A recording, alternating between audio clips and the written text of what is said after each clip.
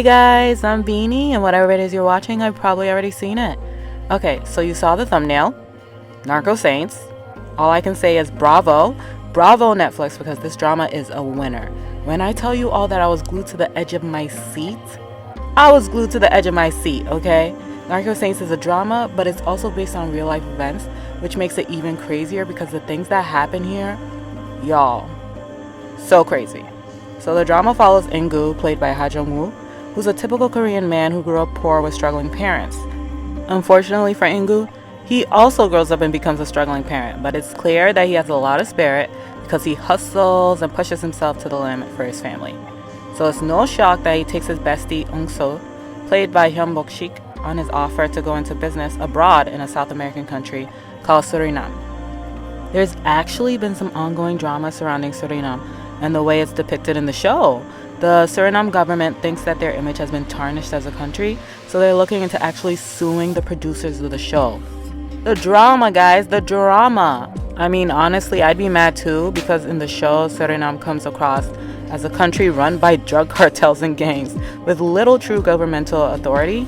So I get why they're not happy, and supposedly they're looking to make a formal complaint to the South Korean government. So this issue is still in play. If you guys are interested, look out for any possible new developments in the news, like articles and all that. Anyway, back to the story. So everything really takes off when Ingu and Eun-so run into obstacles while they're trying to operate their business.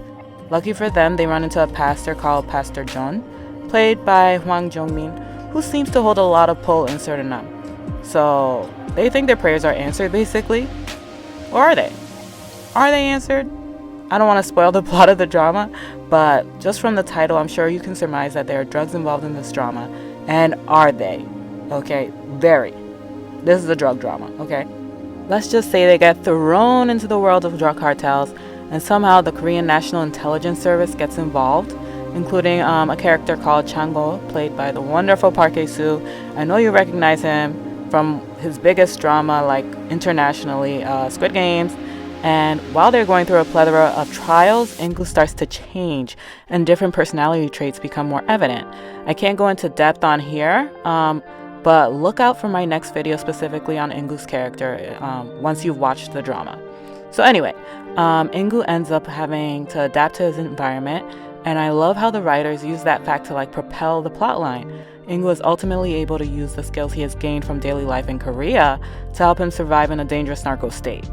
So some people thought that the plot was predictable, but I thought it had a good amount of twists, and it was definitely suspenseful, at least to me. So when you watch, you make that decision on your own. But hey, I enjoyed it. And in terms of excitement, this isn't an action movie per se, but there were a few fight scenes which I really enjoyed. And of course, in a narco drama, you gotta have some shootouts. So there are a bunch of shootouts. And if you're into that kind of stuff, you'll definitely get your fix with this drama. It's thrilling for sure. When it comes to acting, it was very believable.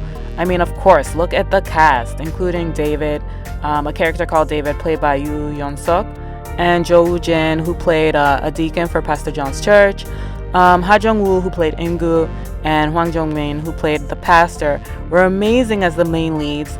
Jung-min really shined as the pastor. Don't want to give it away, so I'll just say that his character often has to change his demeanor to match whoever he's interacting with, and Jung-min does it very seamlessly and animatedly. Not to say that Jung-woo didn't excel at this as well, but Jung-min brought it. He just brought it, okay?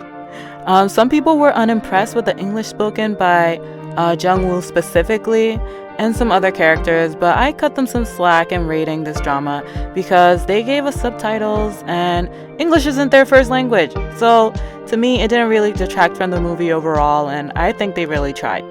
So time to rate. If you couldn't tell from my commentary so far, I enjoyed this drama. With that being said, there are a couple of things that keep me from giving it the high overall rating I so desperately want to give. The main thing for me is that there was a whole side story introduced that just doesn't get resolved. We as viewers can infer what happened at the end, but it would have been nice to get even one scene where those loose ends were tied up. Also, that side story involves a prominent actress, Lee Bong-ryeon. I'm sure you recognize her from many dramas, so I'm also mad that I didn't get to see more of her acting chops. Aside from that, the whole ending could have been more fleshed out a bit, and I just needed a little more detail on what happened to everyone in the story. With that all being said, I have to give this drama a solid 8.5. Despite the little things I just mentioned, this drama was great overall. I was honestly entertained, and y'all, like I said, I was on the edge of my seat. I was just in it, guys. I was locked in. If you're into drug wars and all that jazz, I say give this drama a try. It's definitely worth it. If you enjoyed this video, please do me the massive favor of subscribing and liking this video. Like always, thank you so much for watching, and I'll catch you all next time. Bye.